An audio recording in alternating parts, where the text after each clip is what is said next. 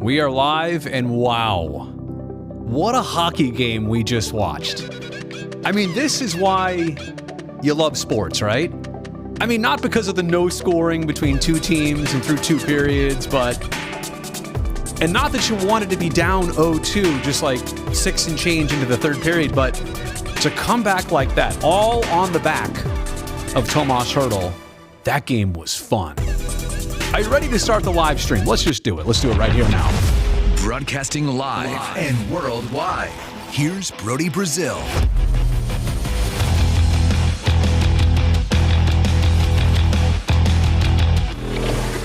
Welcome to Sharks Night Shift. And I mean, why don't we just replay the last time these two teams met? Why don't I just redo the whole live stream? That was a 3-2 overtime win. Hertl in 3-on-3 hockey had the game winner, the game deciding goal. Tonight, the Natty Hattie for Hertl.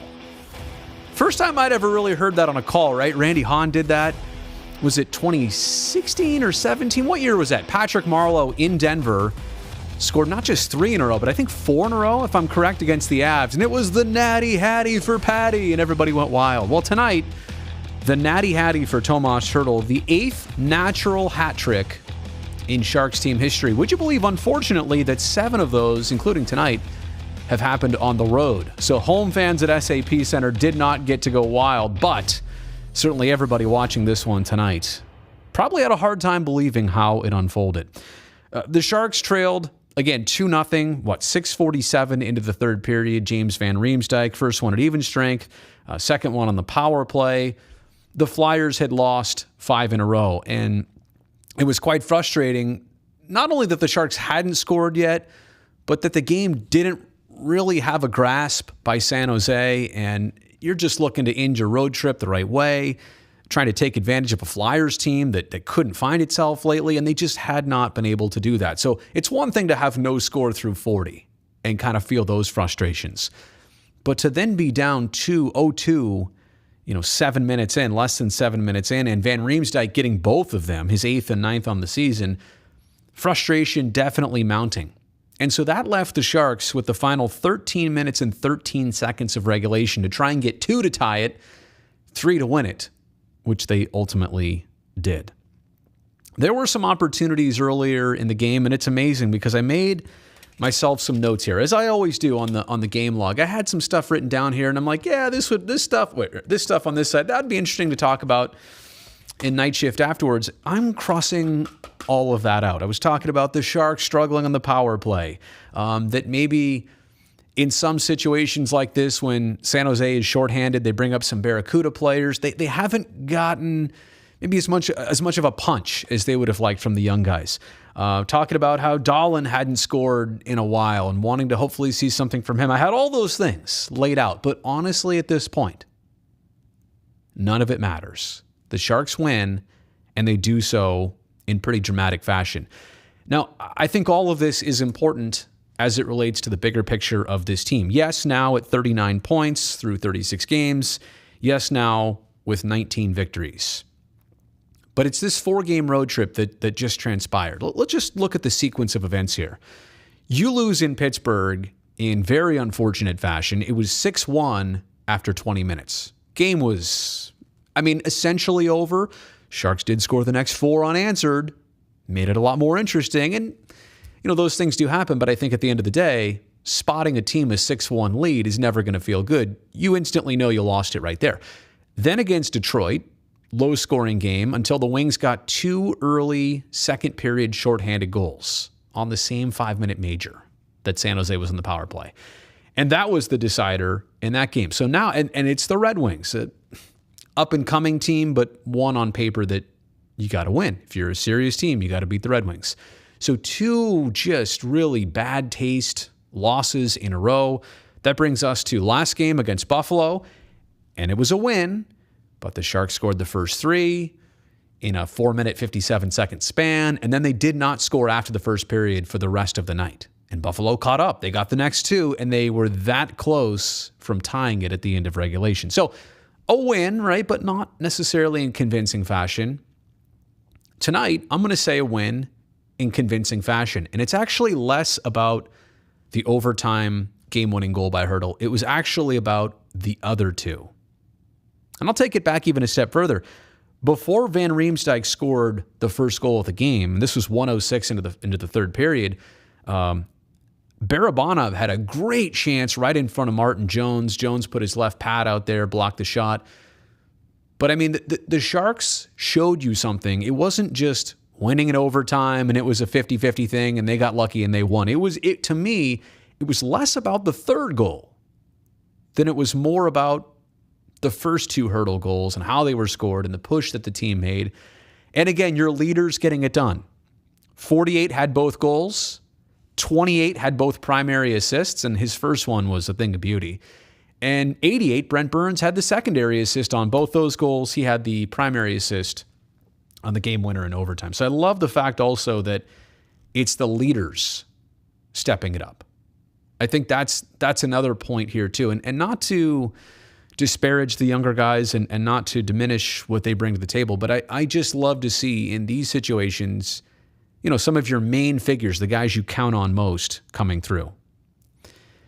Tomas Hertl now has 20 goals through 36 games. And I don't remember exactly how many he missed earlier this season with COVID. And we know that every player in this league has gone through something this year. Every team has definitely gone through some things. But think about that pace, 20 goals in 36 games. Extrapolate for a second, but don't go too far. I don't want superstition to hinder us here. It's been a nice season for Tomas Hertl. Yes, the goals have come in bunches. There was a span of, I think, 6 or 7 or 8 games where he had none. And not to mention on the shelf with COVID protocol for a bit. So I am glad to see that it's him. I love the pace. I love where things are at for this team. A night where the Sharks put 47 shots on net. 47 shots on Martin Jones. Now, I don't know if it was proportionate, a lot of shots to a lot of grade A chances, because honestly, I don't think that was the case. I think the Sharks had 5 or 6 or 7 maybe, but 7 out of 47. It's not like they were all over the puck. They were all over Martin Jones tonight, and he had to be tremendous. It was a high quantity, and there was a decent quality of opportunities for San Jose. So that's probably it, as the Flyers have now lost 5 straight. I had a whole other rant here I was going to do tonight. And I don't think I'm going to get into it now. I'll save it for a different time in a different video, because I actually want to interact with all the comments here. Maybe I'll get to it, but it's the thought that, this season, as we see so many teams minus so many key players for so many games, is the legitimacy of this season somehow being compromised? We can dive into that later. Again, how many other years of Sharks hockey do you have? Logan's out for a bit. Tomas Hertl's out for a bit. Carlson's out for a bit. Timo Meier's out for a little bit. Fortunately, knock on wood, you never have seasons like this before. But this year, due to special circumstances and trying to play through it, it's the nature of it, and everybody's dealing with it. So I'm not saying that one team is at a specific disadvantage, but as we reflect on this 2021-22 season, 5-10 years from now, can we actually say that it was normal to put it right in line with 2017 or 2024? Hopefully things are a lot different and better then. So you can have that rant later. But I say that, in a game where Logan's out, Carlson's out, Middleton's out, Šimek is out. I mean, not fortunately, but it's injury. That's probably worse. And Bonino was added to the COVID list. And yeah, the Flyers on the other side, missing a ton of key contributors as well too. Okay, so it is time to dive into the comments. I'm probably just going to start from scratch and see how many I can catch up to here. I know I'm way behind. Alex, Hattie for Hertl, 48 with 3 hats. Okay, I'll say it. The Sharks just need to just extend Hertl. Yeah, and I mean, I don't think it took tonight's game to have us realizing that, but it's what I'm saying. 20 goals, 36 games this year, and he hasn't even played all of them. He has been a monster. He has been their leader. Absolutely loving the way that Tomas Hertl is bringing it in this contract season. 48, 3 goals, 88, 3 assists. Timo, 2 assists. Adin Hill, great job again tonight. A 2 or fewer performance. Can see the Sharks at the tank against the Red Wings. Great overtime win. And beat Braun and Martin Jones. I know that's what you're talking about, 31 and 61. Adin Hill is probably another conversation to dive into. The first Van Riemsdyk goal, and we've talked about this on Night Shift before, up high again on him. Adin Hill, and I'm not trying to bring this up to be critical. It was another 2 or fewer performance for number 33. I'm happy for that. He is on a roll. But what would get him to that next level is somehow it's the shots up here, shoulder or higher, that are beating him,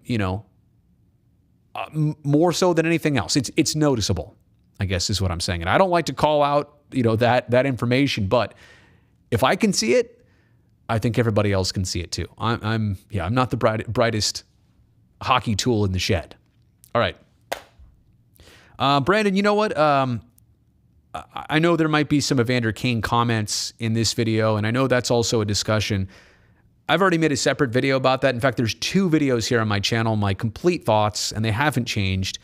So go check that out. I really don't want to get into a ton of Evander stuff here, and it's only because I tried to say it the best way, frame it exactly how I think it is. You know what I'm saying? I really tried to get my true thoughts and perspectives out on that in a different video. And I feel like if I do it here, I'd be shortchanging it, and I wouldn't really get it right. So I really want you guys to check that out if you get the chance.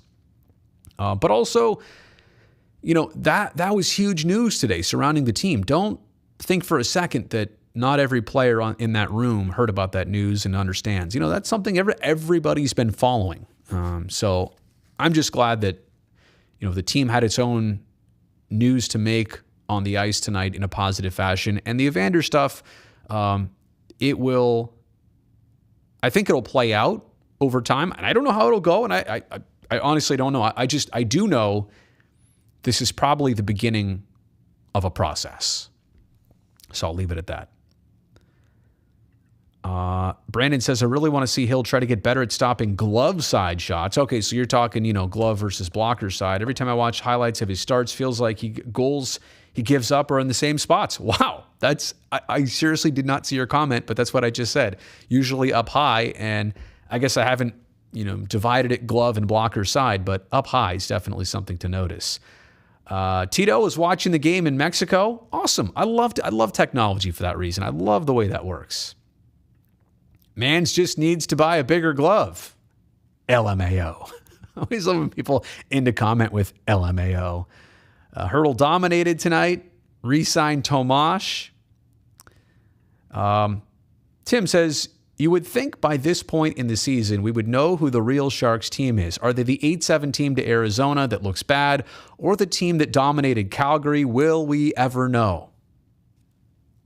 That's a fair assessment, Tim, because I feel like the Sharks have been a little Jekyll and Hyde on certain nights, playing up to high-caliber opponents, playing down to other teams. And I mean, even entering tonight, you would think that after losing 4 in a row, the Flyers would either be really bad, you could take advantage of that, or I thought tonight they looked fairly put together, but they did lose 5 in a row. And can you get mad at the Sharks for not being up in this game earlier? I don't know. It's really hard to judge, but I do agree that the Sharks and consistency have not gone hand in hand this season. Is it an excuse to say, well, their lineup and their roster is kind of like musical chairs right now? It maybe, and there is something to that. Players and coaches in the front office, they'll never use it. And partially because the entire league is going through that. I mean, on a dime. Oh, guess what? Tonight you just lost 2 of your forwards and 1 of your defensemen. And let me just say, the precautions being taken here, entirely necessary. I'm not disappointed at that at all. I'm just saying, as we look at a season here, it's hard to gauge this season and judge it compared to how normally things go based on what needs to happen here in this very unique and special season. So part of it is the inconsistency of even who's on the team, who's playing that night. Have the Sharks already used, between look at last year and this year, have they used more AHL players than ever? And are most other NHL teams in that exact same position? It's just really hard. So I'm not making that an excuse, but I am using that as some reasoning of why things are probably a little bit more inconsistent for the Sharks this year than they would like. That being said, we're 36 games into this season. And I've always thought that 41 in, halfway through, you start to develop some calling cards as a group. And inconsistency has largely been one of them. And you don't know. You don't know what you're always going to get. No league and no sport is that way. And there are going to be some clunkers, some inopportune clunkers that you have as a group. I mean, even the best teams in the league are going to, put up a performance that's not it against the worst. And that's always going to happen. But the Sharks, you're right, Tim, some nights really good against the best. And other nights, not so satisfactory against some of the league's worst. All right. Go to Brazil is about to start a stream. Well, I guess, was this from that long ago? Did you comment before I even went on? Am I that far behind? Let me try and speed it up here. Tommy Hertl is on some other level. You're correct, Brutus. Never separate Timo and Tommy. I mean, that is a heck of a connection right there. You're obviously talking about two of the Sharks' better forwards and playmakers, but there is something about their size, their speed, their playmaking ability, their skill set. I'm going to agree with you, Maddie. And I missed your introductory comment. Usually there's a hat tip or a tip of the cap involved. Oh. Tips 1,000 hats. Happy hat trick, y'all. See, look at that. I knew it was coming. I just needed to search farther down in the comments. Hello from Toronto, says Dean. Nice comeback win by the Sharks. So I remember way back when Hertl broke into the league and he looked like he might have weighed 160 pounds tops. Now he's a beast power forward. Dean, I'm going to agree with you on that. Like, he has filled out and he uses his body. Look at the second goal, for example. But I've always thought Hertl was a big boy, and I got the privilege of watching him his first couple of years in person for the most part. And up close and personal, like, he's a tall guy, skates on, long arms, good reach, fast. But to your point, he has filled out and he does use the body quite well. Hertl to the rescue. Chase going off the obvious business strategy here. Would have been smarter to re-sign Hertl when I said to a couple months ago. Hey, you know what? I don't think it's the Sharks' reluctance. I think there's some back and forth here. There's some negotiating happening, and both parties are interested. I firmly believe that. But this is a situation where I don't think either side, has not committed yet, but kind of makes you think that there's some bargaining to happen. I don't know. Look, I'm not speaking with knowledge of all of this situation. I'm just saying, and we haven't heard anything in months. And if you're 48, you're Tomas, go out there and play hockey. Score 20 goals in 36 games. Let that be your statement for right now. Let's see where the chips land. But certainly I hope the end result is that by this summer, we know Tomas Hertl remains a Shark for years to come. Brody going to need an overhead shot of SAP or the Coliseum for that intro. Yeah. You want a little bit more production value, Brutus, on my opening here? Some people are not big fans of this. Broadcasting live and worldwide. Here's Brody Brazil. Some people like the old Sharks theme better. Or I could give you the pre and post theme. But nonetheless, Tomas Hertl is the star tonight. The Hattie. Hattie for Tommy? Absolutely. Doesn't have the ring to it. Sorry, you tried. No, it's the Natty Hattie for Hertl. Something about the age thing. Caker Girl with an important update. Y'all, we're fourth. We're in fourth. 2 points away from third. They're making a comeback just like I knew they would. You know what, Caker Girl, since you bring that up, and since I'm pretty sure that's the case, well, let me just give you, see if I can do this here because I don't want to leave you hanging. I'll give you some elevator music. Stand by.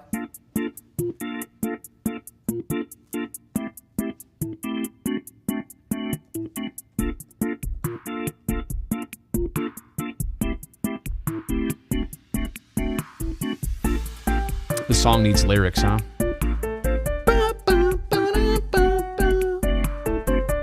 take a look at those updated NHL standings. How do I fade this out here? Okay, that's how I do it. All right. Oh, nope. That's not how I do it. That's how I do it. Okay, and then I want to go back to that, and then I want to go over to this, and I want to see the division standings. Here we go. Why is Pacific always near the bottom? What's at the bottom? All right, there you have it. Ooh, the San Jose Sharks 1 point out of a playoff spot right now. Now, they have a couple games in hand, or sorry, the Flames have a couple games in hand on San Jose. Remember, they got shut down for COVID big time. But look, they're right in the mix. They're right in the thick of this Pacific Division chase. Yeah, I guess I'm just looking at things overall. The Sharks have played 2 more games than most everybody. But you still got to, LA and Vancouver and Calgary, you still got to bank those points when you get those games. And not terribly far off the pace. I mean, 7 points back in 1 game less played by the Sharks to the division leaders, the Las Vegas Golden Knights. And the Sharks have still, haven't even seen the Kings. Have seen Vancouver, once? Tons of games left between Edmonton and Calgary, I think at least one more time. Anaheim, Las Vegas, we need some more head-to-head games. So, look, a lot of this is fluid, and a lot of this is going to move when the Sharks get to play these teams a lot head-to-head. Because it's not just you gaining and losing or gaining points, but it's then other teams losing points or not gaining points when you do. The standings are a lot more volatile when it's Pacific on Pacific, as opposed to, again tonight, Sharks playing another Eastern team. So I appreciate the update on that. It's definitely worth mentioning there that the Sharks are in this spot.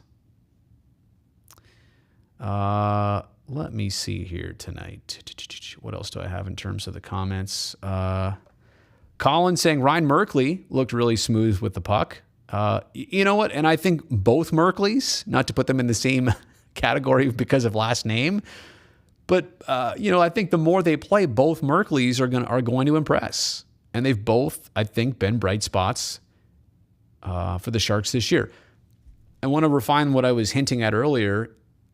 I've just not seen enough call-ups from the Barracuda where it's like those players instantly made a difference and those players are going to stick throughout the season. I'd like to see that with all the opportunity we've had with AHL players. Some have flashes of brilliance and then it goes away. And granted, if they were ready, they probably would have been up with the big club anyway. But, kind of a thing I'd like to see, a trend I'd like to see in the future. Kyle would like to get Brownie on here. I'm pretty sure he's already left the premises. Not Simmer. Yeah, Simmer. Radim Shimek, was it lower body injury? We found out after the game that's why he was not in there. So, Caker Girl, you really don't want Brownie in here. He just ruined the whole thing. I could do the whole, I could tell you what he'll say. Ooh, Hertl, next captain if he resigns. Now, Brutus, not resigns, right? Resigns? I know what you mean. Just kidding. Ferraro will be the next captain. Kyle, quick to point that out. I don't think there's a bad choice between either of those two, to be perfectly honest. Who do I think is the best player on the team? If you had to go with most important player this season, probably Brent Burns. James Reimer in that category too. Timo and Hertl for different scoring reasons. It's a hard conversation to have. And I don't say, best player. I won't answer it that way. But I do want to say, most critical to the team. And Burnsy in the goal category is not going to indicate that to you. But the points might, and the amount of assists he has might, but also the heavy minutes he's played all season long with Mario when everybody else in the blue line was injured and shaken up. Probably Brent Burns. All right. Let me see if there's anything else here. Oh, I saw this question here. Who do I think will be an all-star for the Sharks this year? All-star festivities? Is there going to be a team, a game? based on how things are right now and how many players have been sidelined due to COVID protocol, does it make sense to put them all your best players then together? I mean, with the current situation, the variant, the transmissibility, does it? Can you, in your right mind, benefit versus risk? And I mean, what I'm saying, risk, with literally 99.9% of the league vaccinated and taking all the precautions. But is it worth the risk of like all of your league's best players getting together like that for a skills competition than a game? I have a hard one with that right now. Should there actually be an NHL All-Star game this year? Financially, I get it. Exposure-wise, of course it's good for the league. But if you're already having enough problems getting games happening, keeping the league going, keeping the wheels moving, do you really need to do this right now? I know you want to. Do you really need to do it? Is it imperative? What if we don't do it? Is that going to ruin the league? Is that going to halt business that much? Is any player going to lose sleep because they should have been an all-star this year and they weren't? Or can we just name an all-star team and don't actually have to get together and formally play the game and have the skills competition? And actually, a skills competition, you could probably separate people enough where you don't have to worry about it. But again, does the league need that right now? Special circumstances, I'm leaning towards maybe not. All right, let me see what else here. No question, Couture is always the best player. Well, I would point you to a certain website. LoganCoutureFanClub.com. Let me know where that goes. Let me know where that takes you. All right.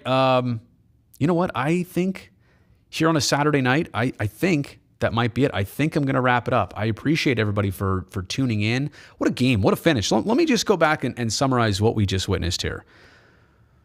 A chapter of Sharks history. There are certain regular season games, and look, tonight was not a playoff game. Those have a totally different spot in team history and in importance.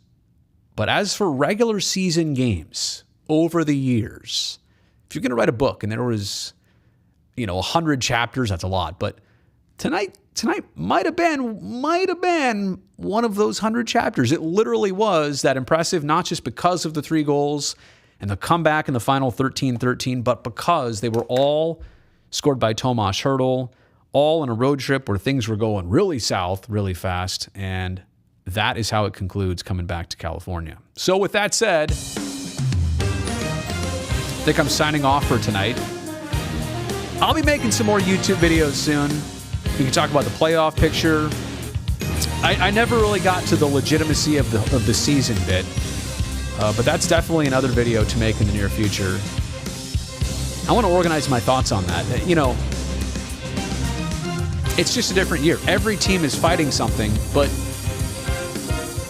to expect consistency, to expect certain players to perform like they always do, well, this is not how it's always been. So, I don't know. It's not any less competitive. It's just different. And you can't match this season to others. But anyway, enough negativity. The Natty Hattie for Hertz. Sharks win 3-2. Our next broadcast is not actually until Thursday. But I will see you way before then right here on YouTube. Good night, everybody. Hey, don't forget to thumbs up on this video and subscribe if you're not. Good night.